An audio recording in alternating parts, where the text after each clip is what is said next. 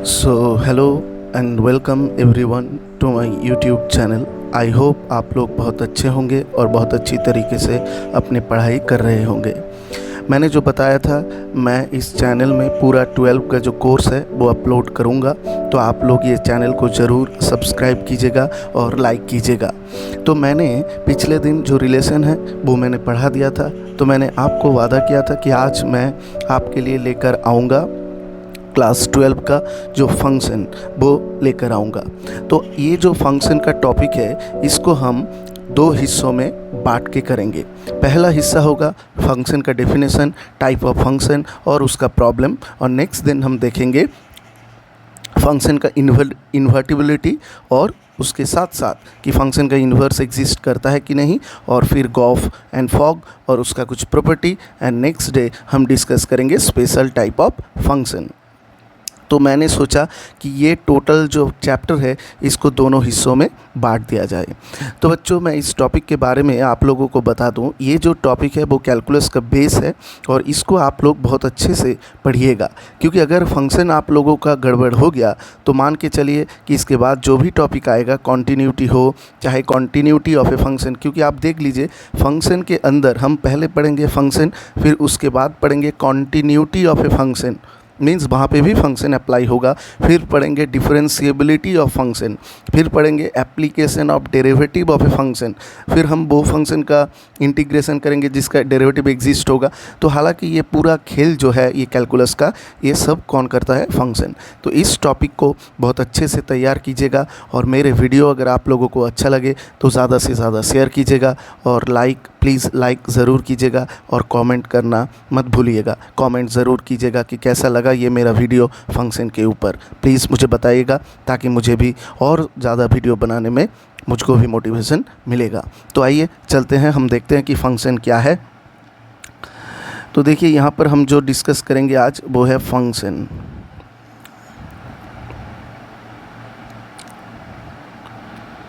तो हेडिंग हम डाल लेते हैं फंक्शन।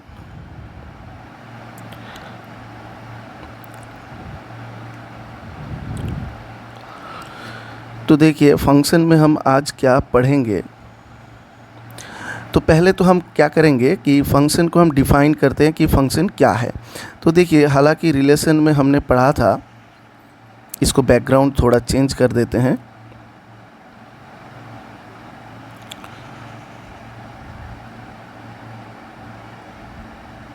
ये ठीक है। तो हम पढ़ेंगे फंक्शन। तो पहले हम पढ़ेंगे फंक्शन क्या होता है उसका डेफिनेशन। पहले पढ़ेंगे हम फंक्शन का डेफिनेशन कि फंक्शन क्या होता है। तो आज के टॉपिक में हम पढ़ेंगे फंक्शन का डेफिनेशन और टाइप्स ऑफ फंक्शन और कुछ एग्जाम्पल करेंगे। तो चलिए चलते हैं फंक्शन की डेफिनेशन की तरफ। हालांकि पहले दिन आप लोगों को मैंने रिलेशन बताया था कि रिलेशन क्या होता है, कि कोई एक सेट होता है कैपिटल ए और कोई एक सेट होता है बी, उन दोनों के बीच में हम जो कार्टेशियन प्रोडक्ट करते हैं एक रिलेशन डिफाइन करते हैं। कि यहाँ पर देखिए 1 2 3 था, यहाँ पर ए बी सी था, तो 1 के साथ ए में भी जा सकता है, 1 बी के, ये होता है कार्टेशियन प्रोडक्ट कि ए सेट का हर एक एलिमेंट क्या होगा, बी के साथ कनेक्टेड होगा। 1 ए 1 बी 1 सी 2 ये क्या होगा, टोटल जो कार्टेशियन प्रोडक्ट है सेट का वो होगा। लेकिन फंक्शन में ऐसा नहीं होता है। फंक्शन क्या होता है, मान लीजिए मैंने ये एक कोई मशीन है जहाँ पर हम क्या करते हैं, कुछ इनपुट देते हैं और इनपुट देने के बाद यहाँ पर कुछ हमको आउटपुट मिलता है। मान लीजिए हमने वो इनपुट x दिया, ये कोई मशीन है उसका नाम f दे दिया, तो आउटपुट में जो निकल के आया वो उसको मैं मान लिया fx। तो यहाँ पर एक चीज़ है फंक्शन होने के लिए कि आप जो भी यहाँ पर इनपुट दोगे उसका डिस्टिंक्ट आउटपुट आना चाहिए, तभी हम इस f को क्या बोलेंगे, फंक्शन बोलेंगे। तो फंक्शन को हम लिखते कैसे हैं कि f such that a to b, इसका मतलब है f is a function from a to b, function from a to b, from a to b, इसको कहते हैं हम फंक्शन। तो फंक्शन का डेफिनेशन आप लिखना चाहे तो लिख सकते हैं कि every element in set a, every element in set a has unique image in set B। तो ए का हर एक एलिमेंट का क्या होना पड़ेगा, अंडर एफ यूनिक इमेज रहना होगा, तभी हम एफ को क्या बोलेंगे, फंक्शन बोलेंगे।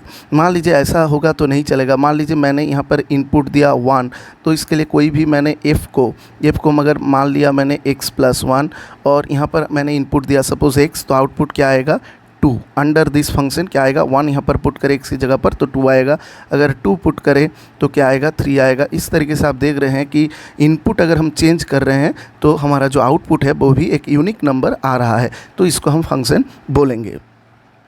यहाँ पर दोनों चीज़ें, तो फंक्शन के लिए क्या होता है, every element in set A, set ए का हर एक एलिमेंट का यूनिक इमेज सेट बी में रहना बहुत ही ज़रूरी है, तभी हम उसको फंक्शन कहलाएंगे, फंक्शन बोलेंगे। आई होप आप लोगों को ये क्लियर हुआ। तो आप चलिए देखते हैं कि मान लीजिए तो फंक्शन को हम इस तरीके से डिनोट करते हैं या फिर इस तरीके से भी डिनोट करते हैं कि f is a function from a to b, इस तरीके से हम लिख सकते हैं। यहाँ पर 3 चीज़ें आप लोगों को बहुत ज़्यादा याद रखना होगा, वो है डोमेन क्या होता है, कोडोमेन क्या होता है और रेंज क्या होता है। ये देखिए मैंने एक एग्जाम्पल से आप लोगों को दिखा देता हूँ। देखिए तो डोमेन क्या होता है कि कोई भी अगर सेट है हमारे पास, कैपिटल ए है और कैपिटल बी है, और हमने एक फंक्शन ऐसे डिफाइन किया ए से बी तक कि यहाँ पर मान लीजिए एलिमेंट है 1 2 3, यहाँ पर एलिमेंट है सपोज मान लीजिए ए बी सी, और अभी मानिएगा कि 1 ए पे जा रहा है, 2 बी पे जा रहा है, 3 सी पे जा रहा है, और यहाँ पर एक एक्स्ट्रा एलिमेंट हम डी ले लेते हैं। तो यहाँ पर आप देख सकते हैं कि ए सेट का जो एलिमेंट है 1 2 3, इसको कहते हैं हम डोमेन। जो हम इनपुट देते हैं इफ़ के अंदर उसको कहते हैं हम डोमेन ऑफ द फंक्शन। 1 2 3 इसको कहते हैं हम डोमेन ऑफ एफ। और कोडोमेन किसको कहते हैं, कोडोमेन ऑफ एफ। हम कोडोमेन ऑफ एफ कहते हैं कि बी सेट में जो एलिमेंट है उसको हम कहते हैं कोडोमेन। तो यहाँ पर क्या एलिमेंट है, ए बी सी डी। तो फिर रेंज किसको कहेंगे, देखिए रेंज क्या होता है, रेंज यहाँ पर ये होता है कि ये जो सेट है बी, उसमें देखिए ए का प्री इमेज, बी का प्री इमेज, सी का प्री इमेज एग्जिस्ट है। मींस बी में जो एलिमेंट है अगर उन लोगों का कुछ ना कुछ कनेक्शन है ए के साथ, तो वो क्या हो जाएगा, रेंज कहलाएगा। तो यहाँ पर देखिए ए बी सी यहाँ पर रेंज में है, क्योंकि ए का प्री इमेज 1, बी का प्री इमेज 2, सी का प्री इमेज क्या है 3, लेकिन डी का कोई प्री इमेज नहीं है सेट ए में, तो वो रेंज में नहीं आएगा। तो ये हो गया हमारा रेंज। तो ये था टोटल डोमेन, कोडोमेन और रेंज। तो आप चलिए चलते हैं नेक्स्ट, हमारा जो टॉपिक है वो क्या है, टाइप्स ऑफ फंक्शन। तो देखिए टाइप्स ऑफ फंक्शन में हमारा जो इम्पॉर्टेंट है टाइप्स ऑफ फंक्शन, देखिए यहाँ पर जो इम्पॉर्टेंट है हमारा बोर्ड के हिसाब से, तो पहले आप तो डोमेन, कोडोमेन, रेंज ये देख लीजिएगा, फिर डोमेन, कोडोमेन, रेंज कैसे निकालते हैं वो देख लीजिएगा। और कभी कभी आपको इस तरीके से भी प्रॉब्लम वो देता है, मैं वो बाद में बताता हूँ। पहले देखिए टाइप्स ऑफ फंक्शन में क्या क्या है। टाइप्स ऑफ फंक्शन में हमारे पास क्या क्या है, बोर्ड में हमारे पास सिर्फ है 1 जिसको हम कहते हैं इंजेक्टिव, और क्या है हमारे पास ऑन टू जिसको कहते हैं हम सर्जेक्टिव, ऑन टू और सर्जेक्टिव, और फिर हमारे पास है क्या, बाइजेक्टिव। इसके अलावा भी फंक्शन हो सकता है, उसको हम कहते हैं इनटू और एक मेनी वन, इसको कहते हैं इनटू और मेनी वन, लेकिन ये हमारा बोर्ड के सिलेबस में नहीं है। तो एक एक करके इसको हम डिफाइन करते हैं। देखिए क्या है 1 का मीनिंग क्या है, 1 का मीनिंग है कि अगर ए और बी दोनों अगर कोई एक सेट है ए और बी, तो एफ अगर मैंने एक फंक्शन डिफ़ाइन किया फ्रॉम ए टू बी में अगर कोई फंक्शन हमने डिफ़ाइन किया, तो ए सेट में जो एलिमेंट है उसका एक एलिमेंट का एक ही इमेज प्रेजेंट रहना होगा, कहाँ पर, कोडोमेन पर।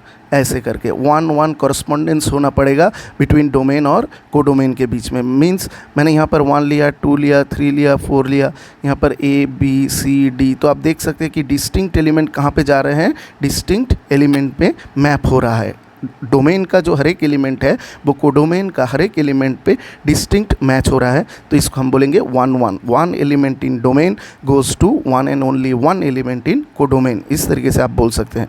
तो यहाँ से क्या आपको दिखाना होगा कि आपको कोई फंक्शन दे देगा और आपको बोलना पड़ेगा कि वो 1 है कि नहीं है। तो पहले तो हम डेफिनेशन लिख लेते हैं, फिर हम सम देखेंगे कैसा क्या आएगा।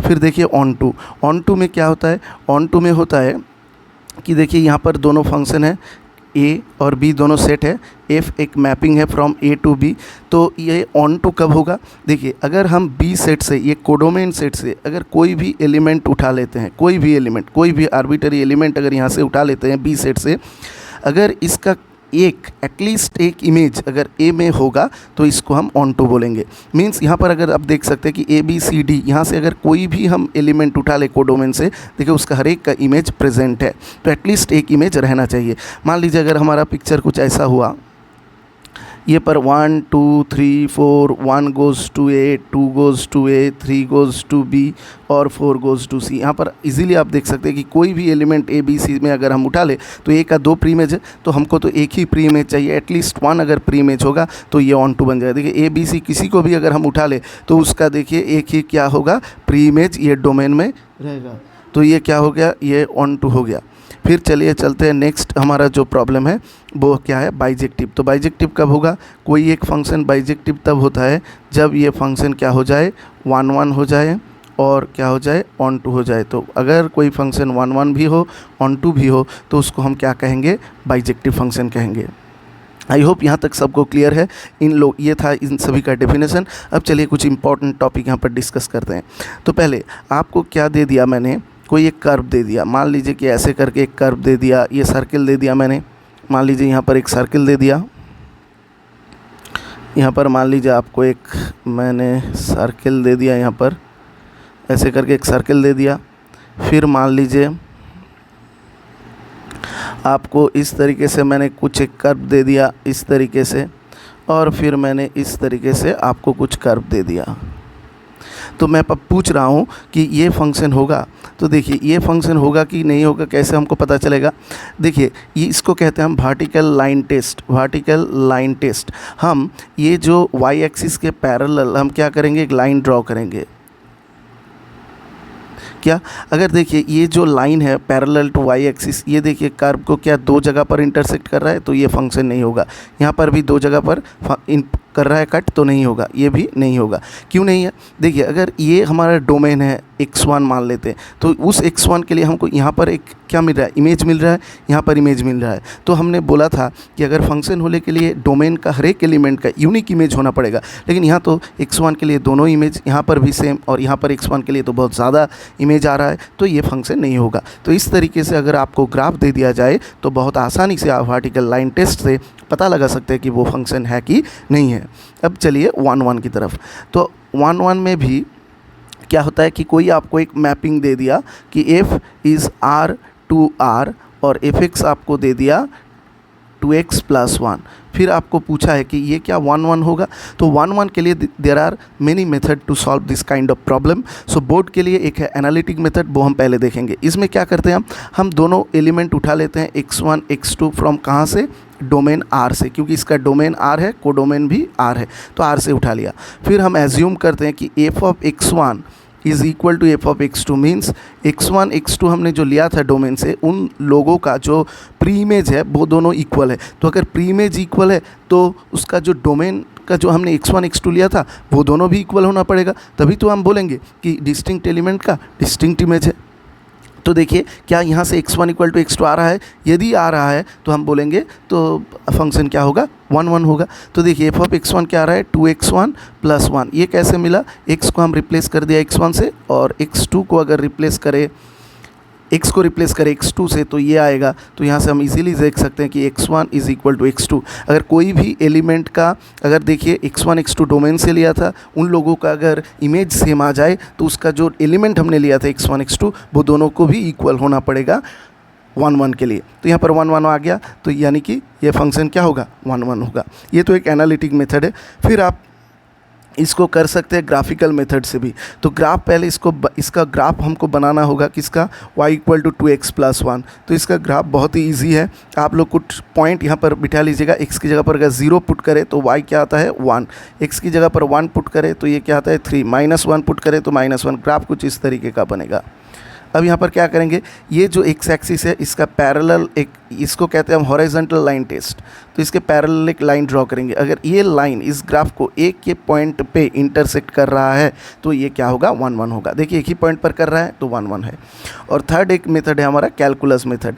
कैलकुलस मेथड में हम क्या बताते हैं कि कोई एक फंक्शन उसके डोमेन में अगर फुल्ली इंक्रीजिंग है या तो फुल्ली डिक्रीजिंग है तो उसको हम कहते हैं कि 1 1। इंक्रीजिंग मीन्स उसका जो डेरिवेटिव होगा वो ऑलवेज किसी भी इनपुट के लिए वो पॉजिटिव आएगा, और डिक्रीजिंग का मतलब आप कुछ भी इनपुट दोगे एक्स की उसकी डोमेन से तो उसका जो डी वाई डी एक्स है वो नेगेटिव आना चाहिए। तो इसको डी वाई डी एक्स हम देखते हैं क्या आता है, D Y D X is equal to 2। तो अगर आप यहाँ पर एक्स की जगह पर कुछ भी देखिए, यहाँ पर ये जो 2 आ गया ये तो हमेशा ही पॉजिटिव होगा, यानी कि ये जो फंक्शन है ये हमेशा क्या होगा, इंक्रीजिंग होगा।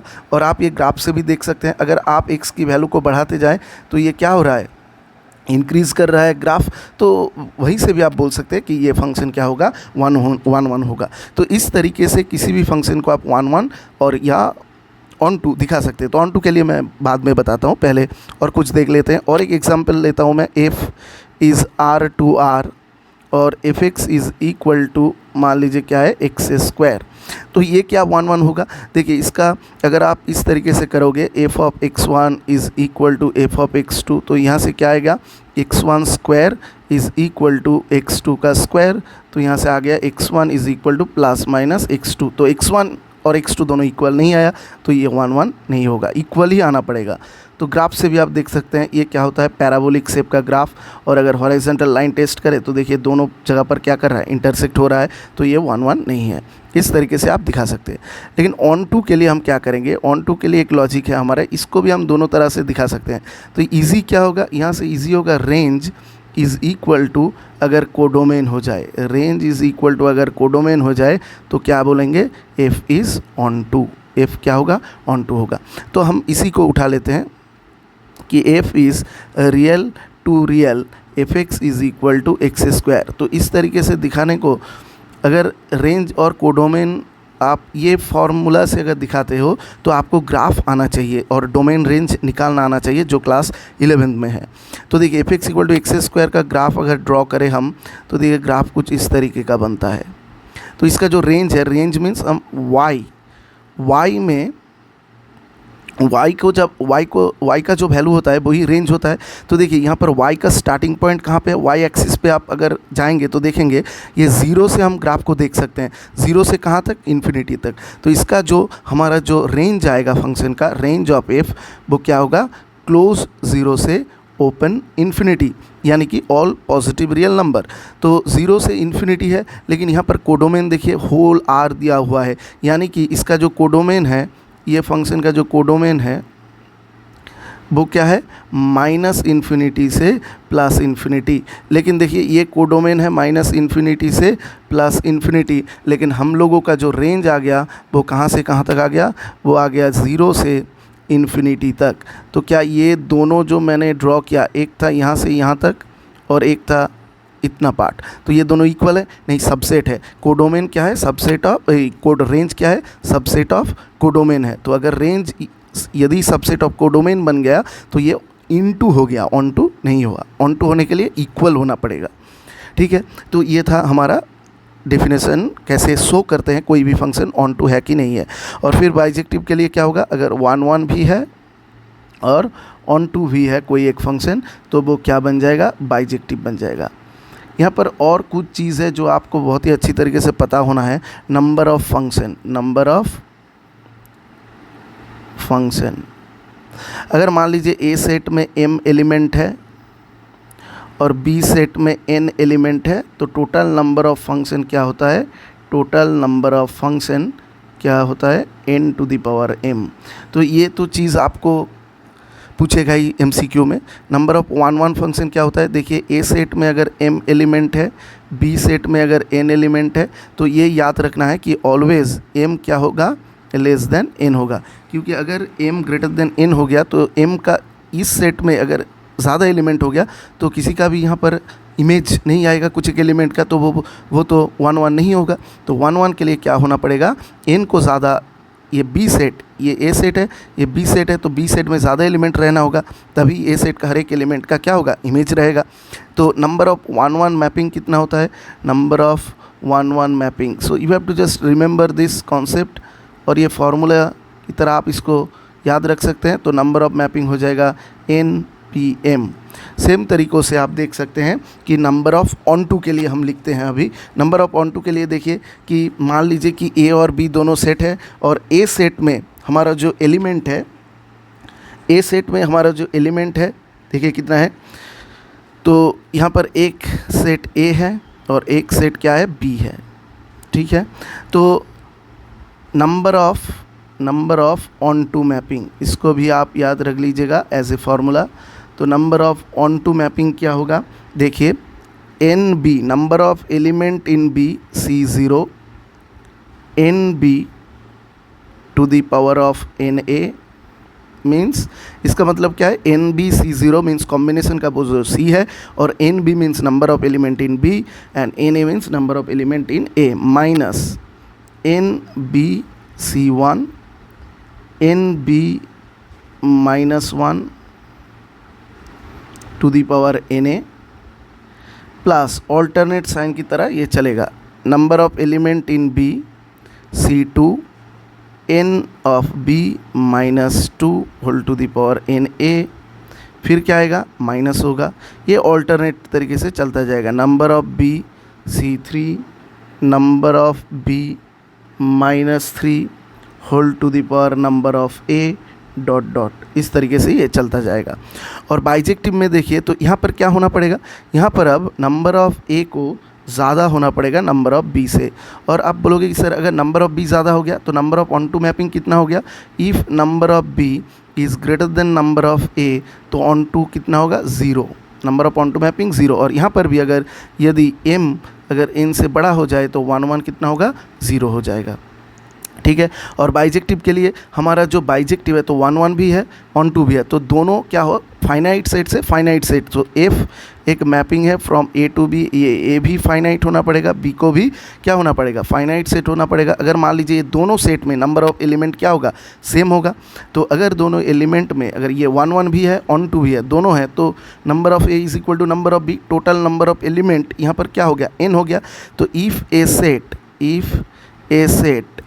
contain n number of element, तो total number of bijective mapping कितना होगा, n फैक्टोरियल।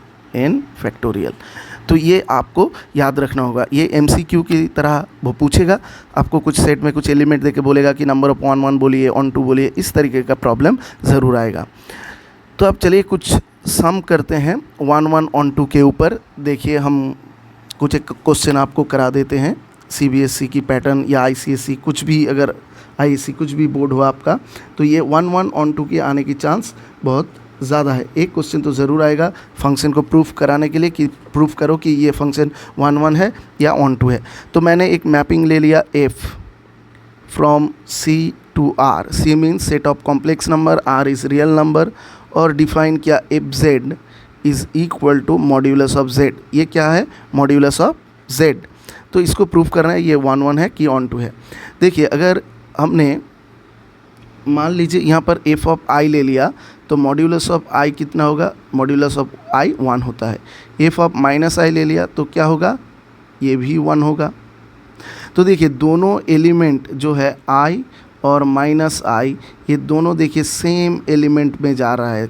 और हालांकि हमारा डेफिनेशन क्या था 1-1 का, each element in domain goes to one and one element in codomain, means distinct element in domain goes to distinct element in codomain. So यहाँ से क्या हो गया, ये फंक्शन 1-1 नहीं होगा। और ऑन टू के लिए देखिए, ऑन टू के लिए क्या कहेंगे कि ऑन टू के लिए हमको दिखाना होगा कि रेंज इस फंक्शन का, क्योंकि ये मॉड्यूलस है तो हमको मालूम है कि मॉड्यूलस ऑफ z हमेशा ही क्या होता है, ग्रेटर इक्वल टू 0 होता है। तो अगर modulus of z greater equal to 0 है तो हम दिखा सकते हैं कि इसका जो रेंज है वो 0 टू इन्फिनिटी है, लेकिन यहाँ पर जो हमारा कोडोमेन दिया हुआ है वो R दिया हुआ है, वो दोनों इक्वल नहीं है, तो ये ऑन टू भी नहीं होगा, तो फिर ये बाइजेक्टिव भी नहीं होगा। नेक्स्ट हम एक एग्जांपल लेते हैं, F is real to real F X equal to क्या लेते हैं हम, कॉस एक्स। तो अगर एफ एक्स को हम कॉस एक्स ले लेते हैं तो आप देख सकते हैं कि F of pi by two का जो वैल्यू होता है वो होता है कॉस पाई बाई टू यानी कि 0, और F of minus pi by two का भी वैल्यू क्या आता है, 0। तो distinct element in domain goes to distinct element in codomain, ये जो डेफिनेशन है हमारा ये वायलेट हो गया, क्योंकि दोनों एलिमेंट सेम पर जा रहा है, तो ये 1 1 नहीं होगा, ये क्या हो जाएगा, मेनी 1, क्योंकि many element in domain goes to single element in codomain. और अब देखते हैं इसका रेंज। तो आप सभी को पता है कि cos x का जो रेंज है इसका मिनिमम टू मैक्सिमम वैल्यू -1 से 1 जाता है, और यहाँ पर हमको दिया हुआ है कोडोमेन r, तो दोनों बराबर नहीं है, तो ये फंक्शन भी नॉट ऑन टू हो जाएगा, नॉट ऑन टू हो जाएगा, मीन्स ये बाइजेक्टिव नहीं है। तो चलिए और दो एक प्रॉब्लम आप लोगों को दिखाते हैं कि कैसे क्या करते हैं।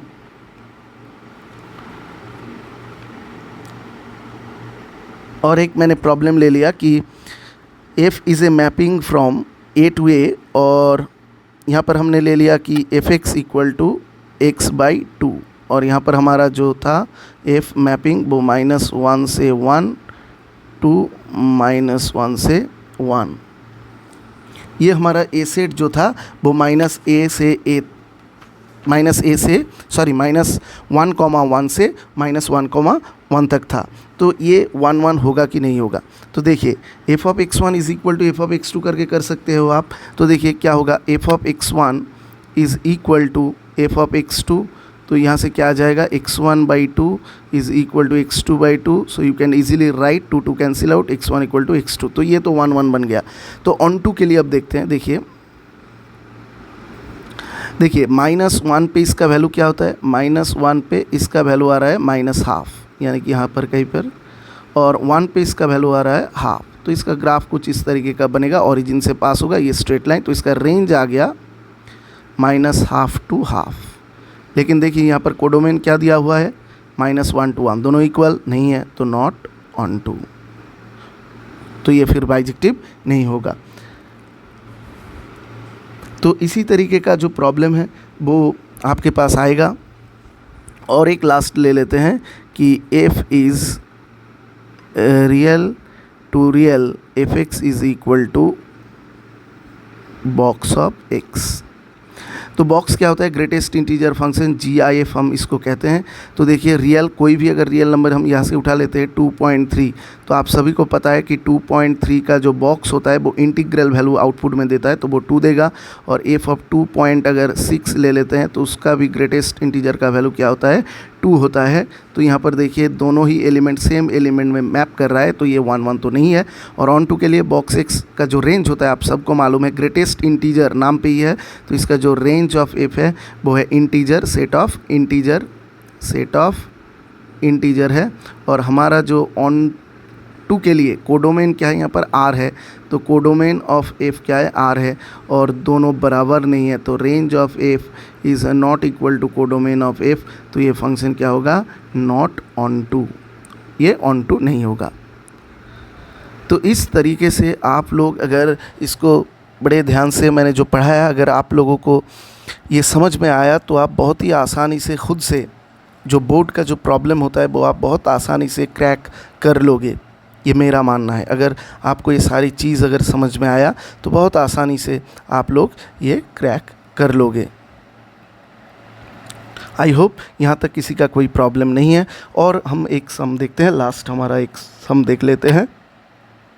देखिए मान लीजिए कि आपको दिया है एक क्वेश्चन में जो CBSE में आया हुआ प्रॉब्लम है, एक मैं ले लेता हूँ वो, आप देखिएगा।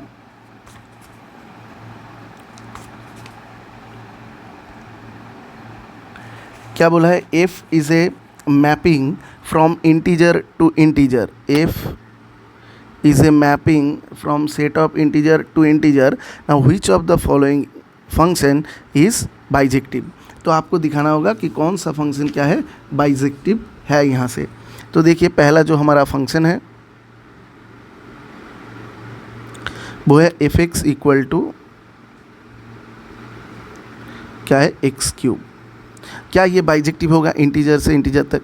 देखिए ये अगर एक्स क्यूब आप इंटीजर में ग्राफ ड्रॉ करेंगे तो इसका 0 पे वैल्यू 0, 1 पे वैल्यू 1, -1 पे वैल्यू -1, 2 पे वैल्यू 8 माइनस, यानी कि ये जो ग्राफ है वो सिमेट्रिक बनेगा दोनों एक्सिस में। तो अगर आप यहाँ पर जो हमारा हॉरिजॉन्टल लाइन टेस्ट है वो अगर ड्रॉ कीजिएगा तो देखिए ये एक पॉइंट पे कट कर रहा है, यानी कि ये तो 1 1 हो रहा है। और देखिए इसका जो रेंज है वो क्या आ रहा है, इसका जो रेंज है वो आ रहा है -∞ टू इन्फिनिटी। क्यों? अगर वाई एक्सिस में आप जाए तो देखिए ग्राफ को -∞ से +∞ तक मिल रहा है वैल्यू। लेकिन यहाँ पे तो रियल नंबर भी आएगा, लेकिन इसका क्या है, ये क्या, ये तो होल रियल नंबर आ गया और ये तो सेट ऑफ इंटीजर आ गया, तो दोनों इक्वल नहीं है, तो ये होगा नॉट ऑन टू, तो ये तो बाइजेक्टिव नहीं होगा। तो देखिए नेक्स्ट और एक है, सेम सेट में हम ले रहे हैं f(x) को हम ले रहे हैं x+2। तो f(x) यदि x+2 है तो आप देख सकते हैं ये क्या बनेगा, सेट ऑफ इंटीजर है इसका। तो 0 पे वैल्यू क्या आ रहा है 2, 1 पे वैल्यू आ रहा है 3, -1 पे वैल्यू आ रहा है 1, -2 पे वैल्यू आ रहा है 0, कुछ इस तरीके का ग्राफ बनेगा। तो देखिए ये जो अगर आप यहाँ पर इंटीजर आउटपुट इनपुट दोगे तो आउटपुट में जो नंबर आएगा वो क्या होगा, इंटीजर ही होगा। और हॉरिजॉन्टल लाइन टेस्ट से देखिए एक ही जगह पर ये कट कर रहा है, तो ये तो 1 1 हो गया। और ऑन टू के लिए इसका जो रेंज है वो तो इंटीजर ही आ रहा है, सेट ऑफ इंटीजर, और इसका जो कोडोमेन है वो भी इंटीजर है, तो फंक्शन क्या बन गया ऑन टू, तो ये 1 1 ऑन टू दोनों बन गया। तो इस तरीके से बहुत इजीली आप लोग ये टॉपिक को क्रैक कर सकते हो, फोड़ सकते हो, क्योंकि एक प्रॉब्लम ये 1 1 ऑन टू या बाइजेक्टिव दिखाने का ज़रूर आएगा, आइदर वो MCQ के फॉर्म में आए या लॉन्ग आंसर टाइप में आए। तो आप लोगों को ये वीडियो ज़रूर अगर अच्छा लगा है तो ज़रूर लाइक कीजिएगा, सब्सक्राइब कीजिएगा और ज़्यादा से ज़्यादा शेयर कीजिएगा। तो आप लोग लाइक नहीं कर रहे हैं तो ज़रूर लाइक कीजिएगा इस वीडियो को, ताकि मुझको भी मोटिवेशन मिले और अच्छा वीडियो आपके लिए ला पाऊँ। और अगर कुछ भी आप लोगों का सुझाव है इस चैनल को लेकर और कंटेंट को लेकर तो ज़रूर कमेंट में बताइएगा, तो मैं बहुत अच्छा वीडियो अपलोड करूँगा इस टॉपिक के ऊपर। Thank you.